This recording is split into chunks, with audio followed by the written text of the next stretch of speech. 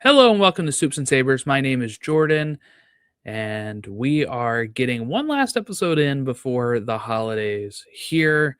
As last week, the internet was abuzz with the leaked teaser trailer for Avengers Doomsday that was supposed to be attached to Avatar Fire and Ash in the theater.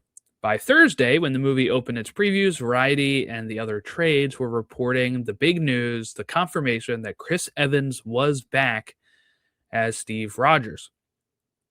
Today, Marvel Studios released the teaser trailer online for everyone to see the return of Steve Rogers in Avengers Doomsday. Now, of course, I have some thoughts and figured I'd try to get these out before the holiday. And from what we know, there will be 4 different teaser trailers released each week with Avatar, according to the trade reports. They've decided to open with the return of Steve, which makes sense with the return of the Russo brothers and McFeely, the writer, one of the writers who originally wrote,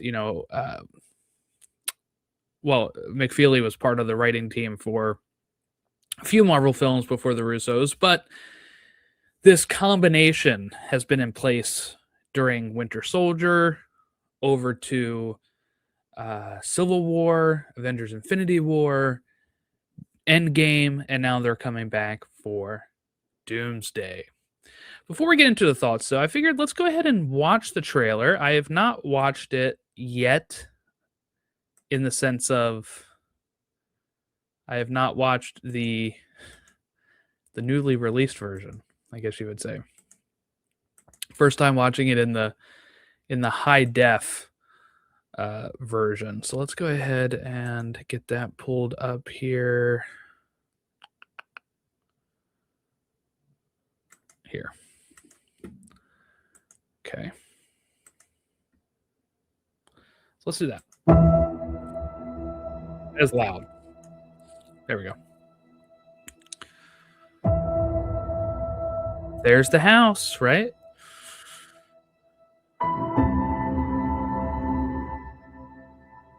Love the piano version of the theme song.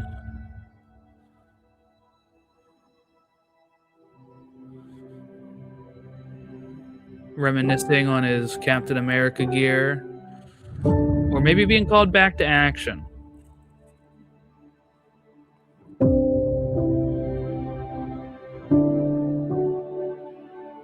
He's a father now.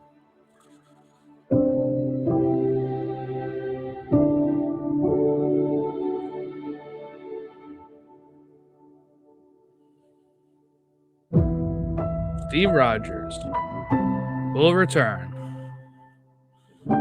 in Avengers Doomsday.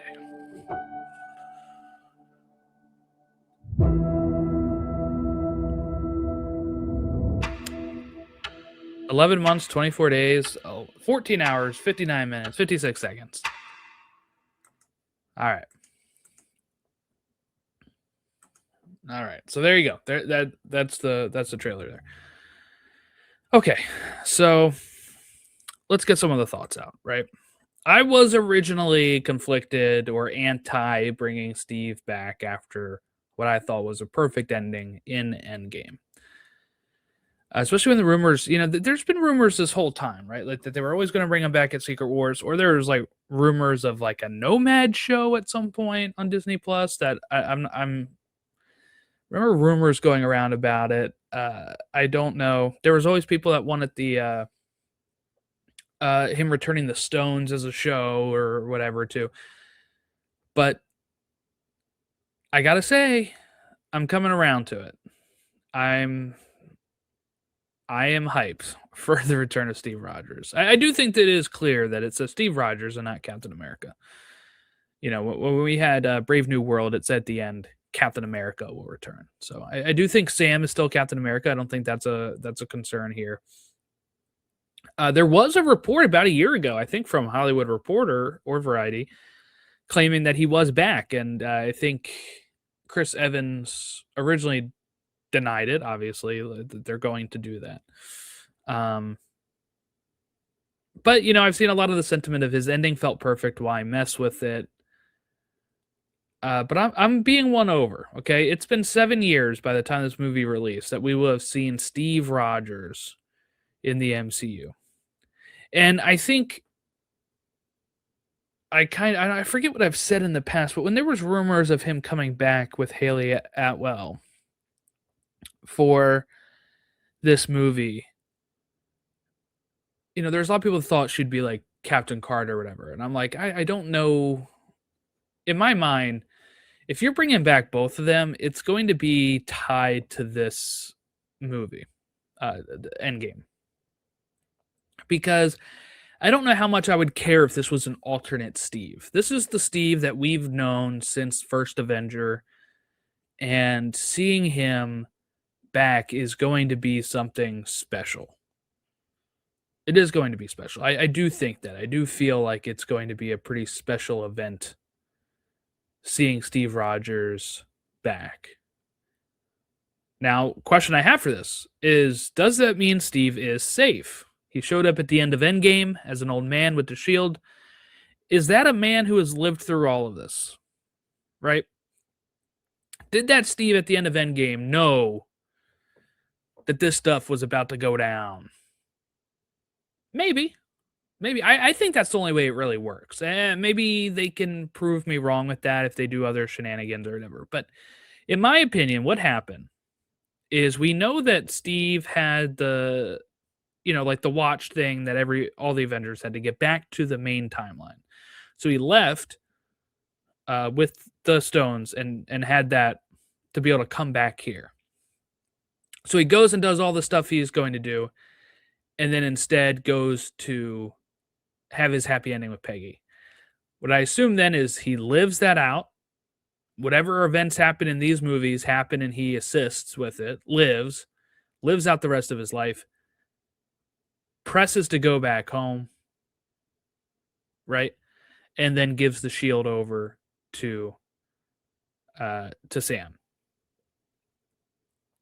The issue with that, I guess, is that there is the confliction between what the writers thought happened and what the directors thought happened, right? The writers make it very clear what the rules in time travel are in the movie, but I think there was quotes going around saying that, like, from the Russo saying that he went back and lived in our time. We know that's not actually how that works.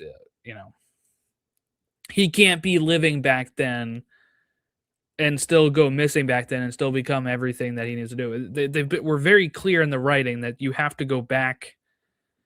When you go back, it kind of goes to a different timeline, different, universe almost, right? Where you are affecting stuff differently because that didn't happen when you were there originally, right? So some timey-wimey stuff there, I guess.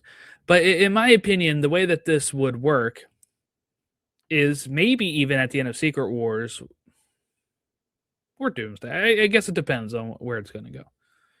Is that the Steve that we are following here? We see him. We want to see like the end game conversation from his point of view instead. I think that'd be cool. It's also probably unnecessary. Probably not something you need to do. So maybe that wouldn't be done. Right? Is kind of one thing I was thinking. I'm not sure if we need to see it again, but it could be a good way to maybe wrap it up and say, yes, that was his story. He's done now for sure. There's no more holes in this story for him to appear in. It's done. And maybe we still get that send off for him. Here, because here's the thing, too. You're not going to be able to. I don't know how many times I'm going to say here's the thing on this podcast, so bear with me here. I'm riding solo. So it's going to be lots of here's the things, or I think this. Okay, but you're not going to be able to pull this more than once. We gave Steve a send-off. We're bringing him back. Okay, if you give him another send-off and bring him back, it's going to hit less and less and less each time you do that. And plus also, like, look, Chris Evans is still a young man, but I'm saying at a certain point, it's going to be tough to keep going back to this well every so often. So, look, we've always heard the Russos say in the past that the one thing that could bring them back was Secret Wars. Marvel made that happen. We're getting Doomsday and Secret Wars with the Russos. Hallelujah. They're back. I don't know if I see them sticking around again after this. And to be honest, I don't know how long the MCU has left in it. Right? We're about to introduce the X-Men and the mutants and everything. We got the Thunderbolts team working on the X-Men film. So we have movement on that, and that'll probably be in 2028, right in time for the 20th anniversary of the MCU. And the mutants can sustain some stuff, but this is also not a franchise that made billions of dollars when it came to the X-Men. They were good movies back then. They did okay, but they was kind of diminishing returns after a certain point. Can they carry the MCU? I think they can, obviously, but I think at some point you are going to have to worry about, we're going to have to recast Steve Rogers at some point. We're going to have to recast Tony Stark at some point. And I think that's okay. We've had tons of Batman. We've had tons of Spider-Man. I think at some point we've had a lot of Superman, right? At a certain point, we might have to accept that the MCU cannot sustain itself endlessly. There are characters that can obviously, that they have the library of characters to continue, but will it grab the same casual audience to keep itself sustained is the question I have. Like if we were never going to recast anybody, once we're done using characters like Black Panther, both Captain Americas that we have right now, Sam Wilson and Steve Rogers, if we move on from Scott Lang Ant-Man, who is the third Ant-Man on the mantle, and we move on from Shang-Chi, and we move on from Spider-Man, and we just move, and at a certain point we move on from Thor and Hulk, and then let's say we bring in new characters like Nova, like,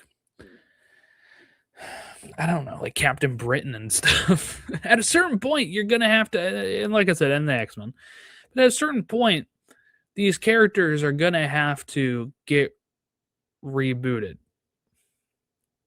And I'm really wondering how that's going to play itself out, because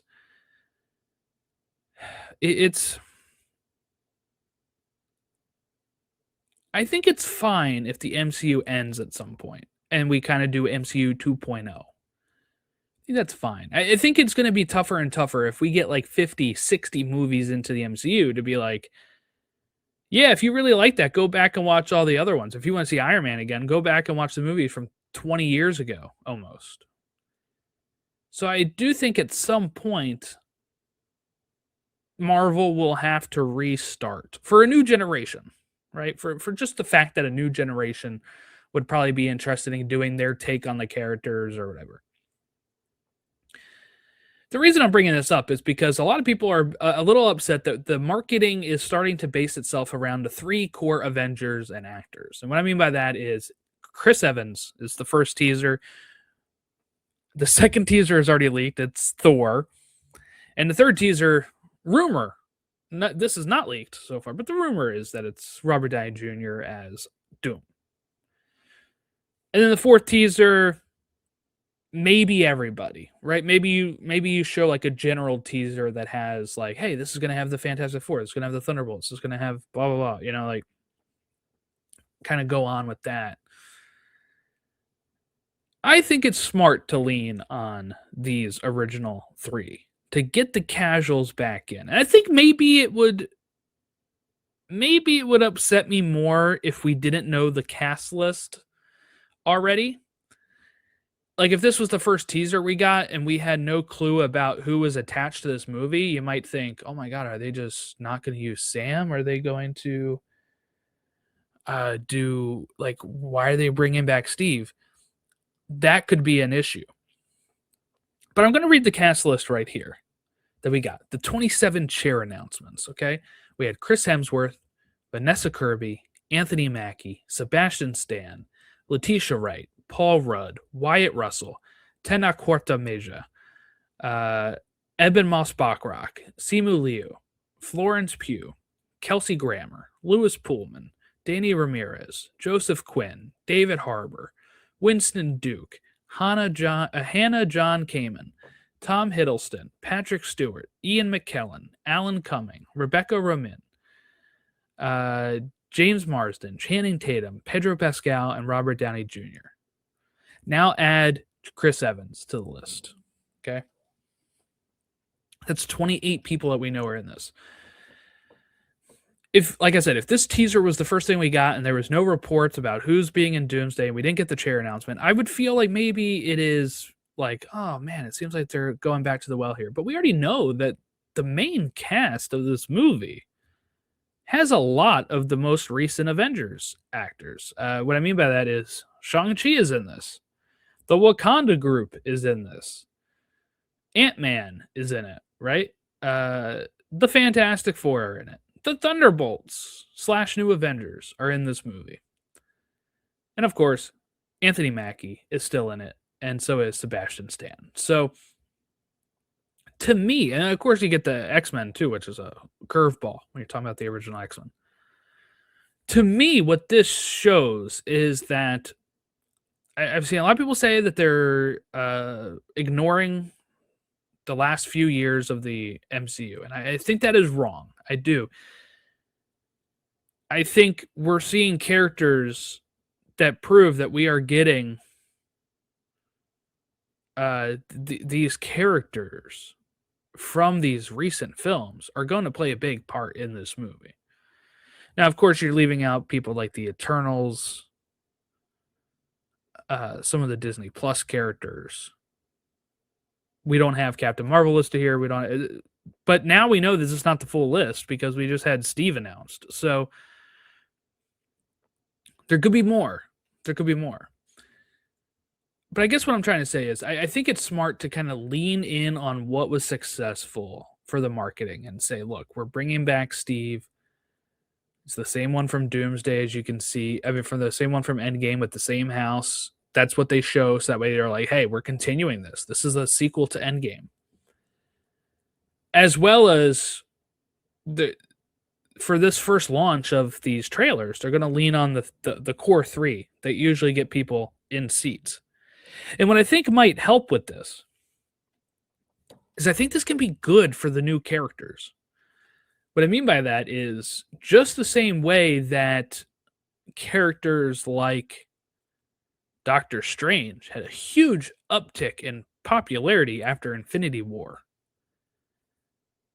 The same can be done with these characters in Doomsday. So while obviously the early marketing is like, hey, look, Steve's back, Thor's back, Robert Downey Jr.'s back,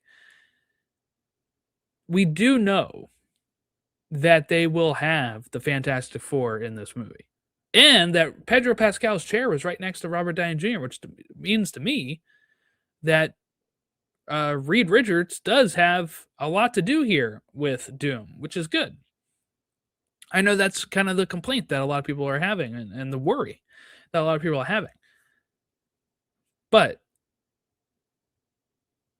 I think what we're going to get here are these characters, like Ant-Man became hugely a bigger name after Civil War.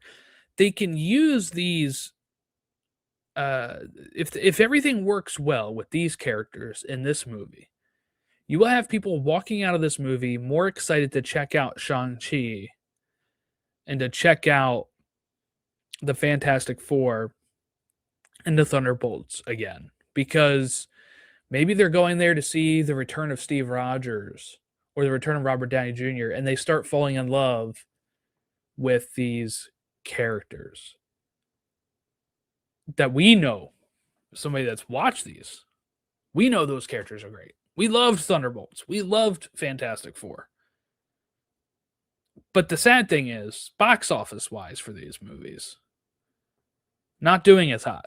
Fantastic Four on Disney Plus did not make the sort of, just say, earthquake, seismic shift that they would hope after the box office run that movie had. So in my opinion, Yes, get them in for Doomsday. Doomsday is what this kind of all hinges on, because then Secret Wars is going to continue a lot of this stuff. And then from there, we really don't know where it goes from there. Like I said, we know we're probably getting X-Men in 2028 or something, right? But at a certain point, like I said, where do we go from there? There was a rumor that we were going to get the Spider-Man trailer today. I thought that would be kind of tough to do in the same day as this, but I was also thinking, if you've seen the leaked Spider-Man trailer, it says next summer, which means to me that they would have to release it before the end of the year. So I was thinking maybe if they did release it today, it would have been just to try to get it out before the holidays. But, we're in the afternoon now, getting close to evening on the East. I don't think that is happening. If it does happen, I'll try to do a trailer reaction and get something else up about that when it does.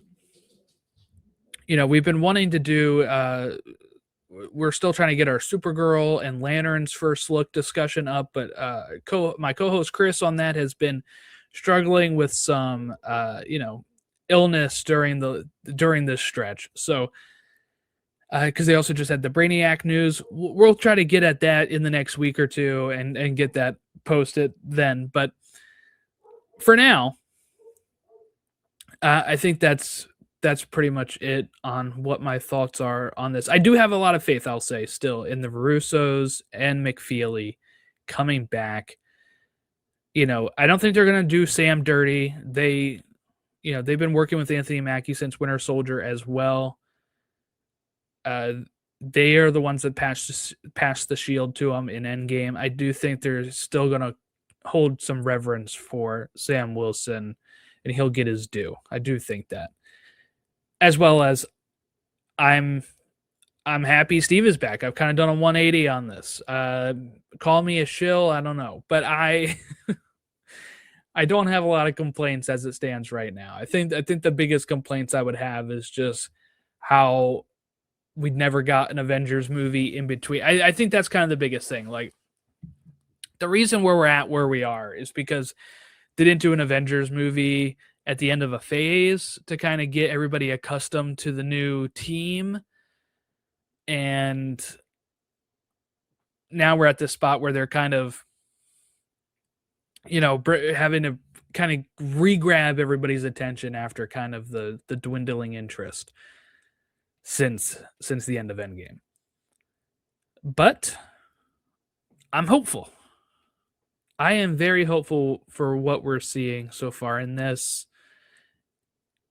And I think that I don't think I'm going to do another one of these reaction talks for the other trailers, unless if some of them don't leak, like if the Doom one, maybe I'll do a reaction on the YouTube, but I don't think I'm going to do an episode talking these trailers until we get to the fourth trailer and we can talk all of this stuff and maybe get somebody like Ron or somebody on the podcast episode in the new year to just talk about all four of these trailers at once. But I just wanted to kind of share my thoughts now that it's officially released out there that Steve is back, and get it done before the holidays. Thank you all for watching or listening along to us here. Like I said, we're going to have some DC news updates coming up soon as an episode, but thank you so much for sticking with us and have a great holiday season.